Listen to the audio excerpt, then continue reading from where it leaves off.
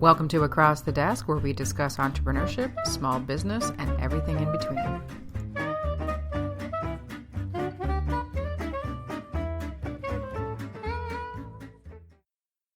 Hey, it's Elizabeth Plouffe, and welcome to Across the Desk. Today's a bit of an entrepreneurial entrails episode, and it's about mindset, which I know is a bit of a buzz thing going on right now, and I tend to avoid stuff like that like the plague.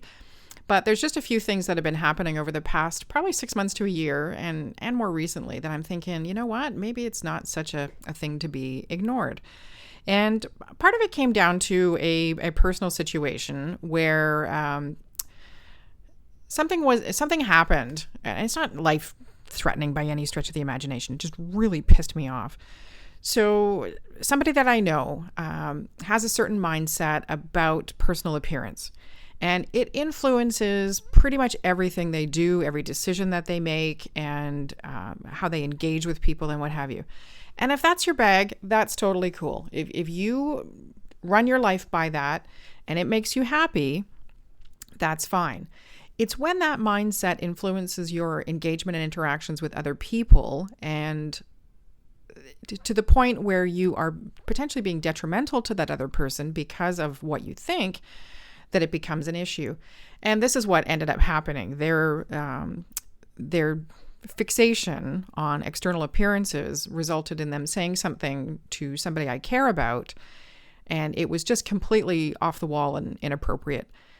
But it did get me thinking about mindset and how our personal experiences and expectations and how we're formed can influence how we engage with others. This is not groundbreaking stuff. I mean, everybody, should be aware on some level that people's personal experiences and what have you can influence how they behave. I even had a situation actually a couple of years ago, which I can share more freely. And I had a neighbor, nice guy. Let's call him Steve, because that was his name. And we were out gardening one day. I garden like a lunatic. And I was sharing plants with him, because anybody who needs plants, come to my garden with a shovel, I'll dig you something up. And we're chatting away, and I said something that he interpreted completely differently than what was intended.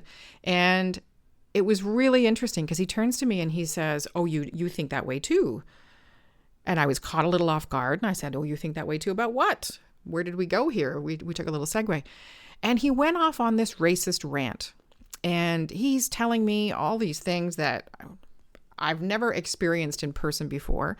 And he goes off. And I was absolutely shocked at his depth of conviction on how he's going to treat somebody because of how they look. So we're back to external appearances a bit here. And going back and forth, I said, okay, the first thing you need to understand is that you will under no circumstances engage in this type of behavior or share these views in front of my kids, because just that's not how we're raising our family. It's not what we believe. You do you. Just don't do it in front of my kids. And he was relatively cool with that. But I got really curious because I've never actually been able to have a conversation with somebody who's such a raging racist. And so I took the opportunity to ask him why he believed these things, why he felt this way. And he looked at me and he said, "Nobody's ever asked me that before." And I said, "Okay, well, I'm asking." I said, because I have no frame of reference. I have no mindset to connect with you on this at all. And so I'm curious. And he looked at me and he said, "It's because it's the way my mother raised me." And so he's never known anything else. And if you study at all the whole mindset situation, there's two schools of thought. One is a fixed mindset and one is a growth mindset. And the fixed mindset, which is what he was trapped in, was this is how it is. This will never change. Not going to ever grow beyond this. And it is what it is. The growth mindset is, I don't see why I should hate somebody just because of the color of their skin. That seems kind of stupid. And I'd rather judge people on, that's probably a fixed mindset right there. I judge people on how they behave. So I don't care what the color of your skin is. I don't care what you do for a living. You could be a millionaire. You could be a garbage man. I don't care. If you're a nice person and what comes out of your mouth makes sense and you treat people decently and 90% of the time you try to be a good human being, we're good to go. Again, I don't care what the color of your skin is or what you do for a living. If what comes out of your mouth is absolute garbage and you treat people like crap and are a condescending jerk, I'm going to treat you appropriately, regardless of your skin color and what have you. So I've been fascinated with this subject for a very long time because I don't think anybody is ever in a situation where you can't change your mind and where you can't listen to the knowledge and listen to what's being said to you and take it as an opportunity to change your mind. And a friend of mine said to me, which was really terrific. So shout out to Stephanie. We've been friends since we were 9. So that's now 38 years. So she's got some background knowledge on me. And she said, the one thing I really admire about you is that you are really strong in your conviction. You're really strong in your opinions until somebody convinces you otherwise. And I took that on board and really appreciated it because I can be very fixed in certain things, can be very strict in certain things. So for an example, I don't lie. I don't gossip. Well, I do. Well, I might a little bit sometimes because just sometimes it's really juicy and it's good. But for the most part, no. I think that's a useless waste of time. And I think if you don't have anything nice to say about people or anything interesting to talk about, you should just shut your pie hole. And I really took that on board and really appreciated it and have always pursued, learning opportunities and what have you. So the mindset in particular is one that fascinates me. And so this segued into business. And how this has segued into business is that for the past, 2.5 years, I've been growing my business. And as such, bringing, fortunate to get new clients and new things. And so I then get to learn through their experiences. And so this is where the mindset comes in as well.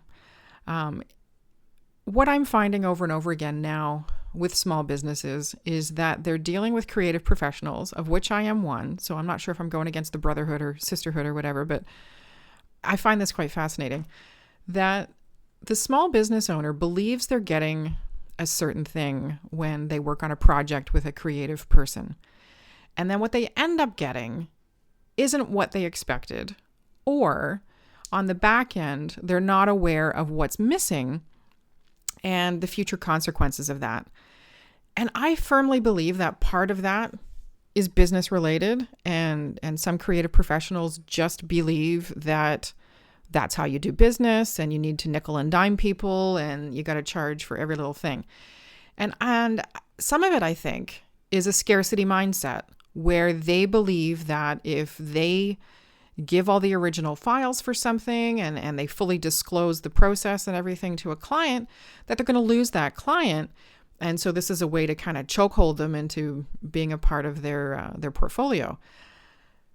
I don't understand that. And even before I started doing my own business, I didn't understand that. From my philosophy or my mindset, if I create something for you, it doesn't matter what it is. If I'm in an employee role and I'm creating, it's obviously all yours.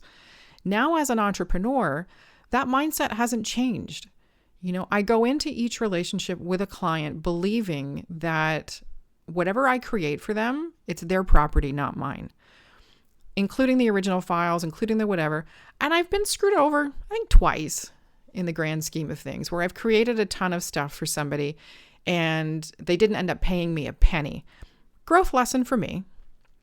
Have never done that again.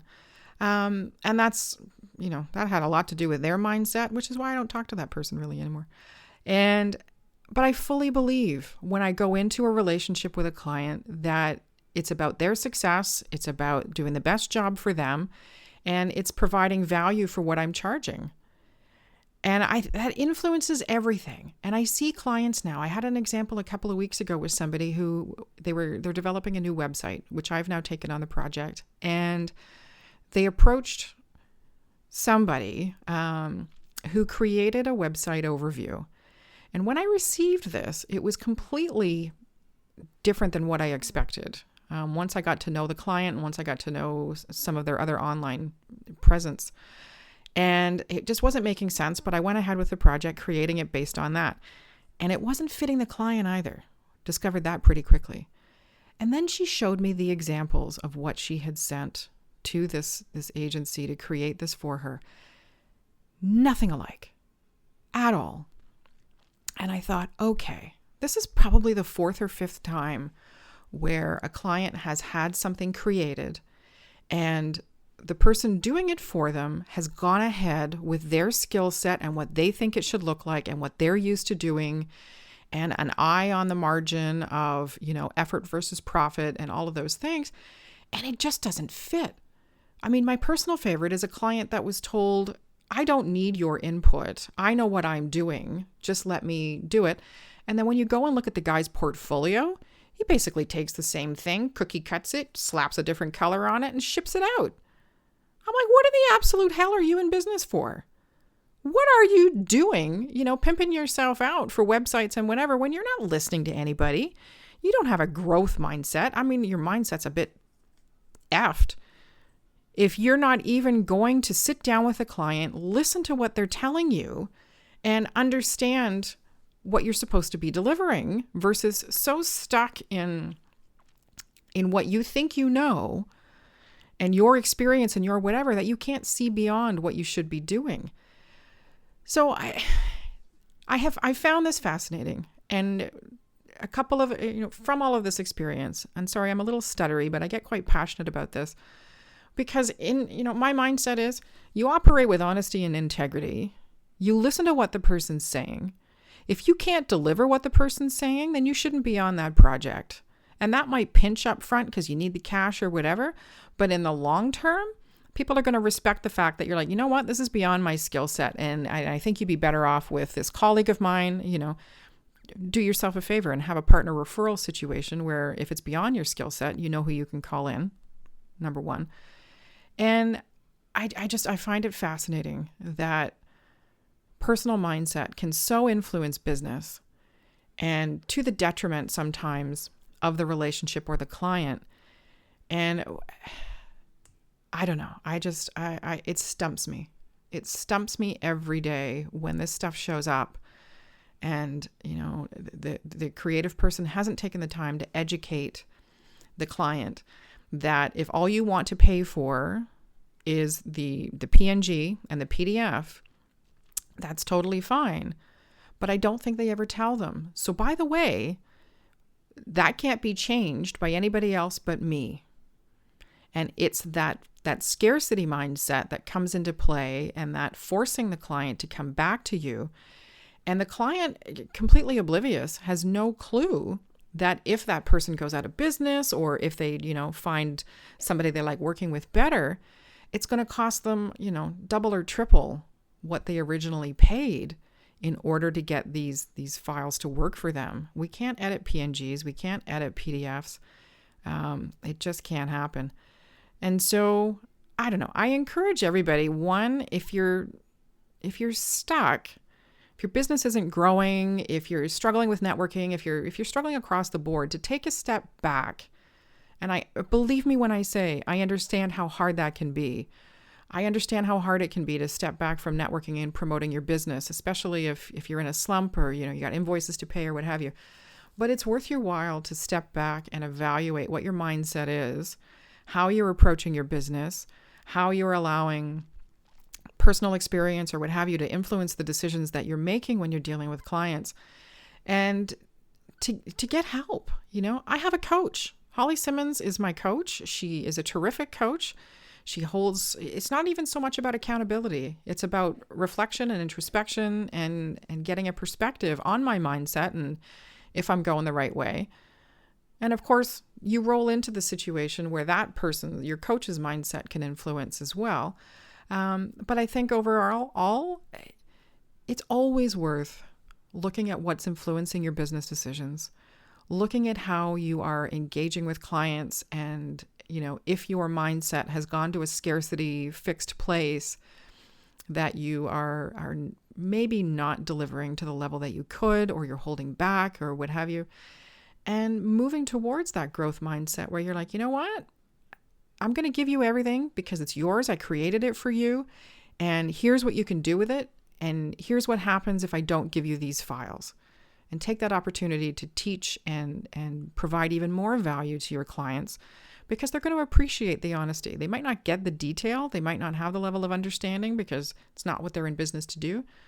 But they're going to appreciate if you take a couple of minutes to get over the scarcity mindset and and give them that knowledge and give them that ability to understand and grow themselves.